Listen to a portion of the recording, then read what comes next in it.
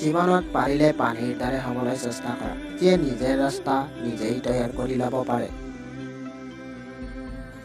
সত্য কোৱাৰ সৎ সাহস ৰাখা, পৰিণাম মুখ কৰাৰ শক্তি তোমাক ভগৱানে দিব।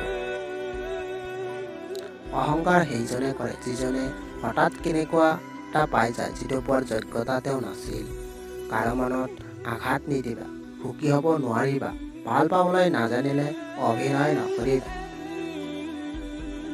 কালি যি হৈ গ'ল সেয়া পাহৰিবলৈ সাহস লাগিব, আজিৰ সৈতে যুঁজিবলৈ শক্তি লাগিব, কাইলৈ যি হ'ব ভাল হ'ব বুলি ভাবিব লাগিব। মনৰ কষ্ট আৰু চকু পানী কাকো দেখাব নাই, জীৱন সুখ নহ'লেও কাকো ক'ব নাই।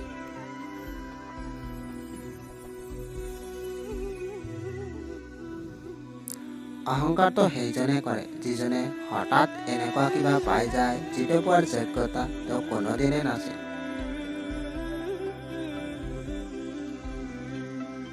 আনে যিমানেই যি নকওক কিয় আপুনি মনে মনে থাকিবলৈ শিকক, কিয়নো সূৰ্যই যিমান প্ৰখৰ ৰ'দ দিলেও পৃথিৱী সাগৰৰ পানী কেতিয়াও শুকাব নোৱাৰে।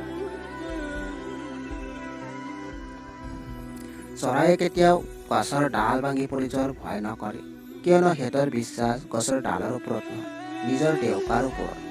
সেইদৰে আমিও জীৱন যুদ্ধত নিজৰ ওপৰত বিশ্বাস ৰাখিব লাগে।